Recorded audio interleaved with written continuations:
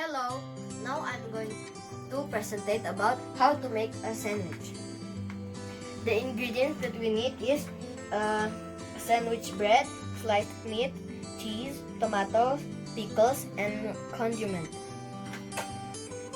Next is the materials. The first materials that we need is knife, one for slicing and one for spreading the condiment, and a plate and paper towel, clean one. Next, we are going to see how the procedure. First, wash all the vegetables and slice them if you need to slice. Gather the materials needed on a flat, clean place. You can use the paper towels. Put the condiment and put the spreading knife and load the condiment on the knife and spread the condiment at the bread. And then put the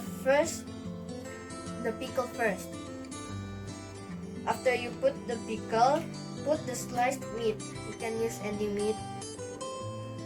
And the last one is put the tomatoes and close it with the other bread so it can be a sandwich and enjoy your sandwich.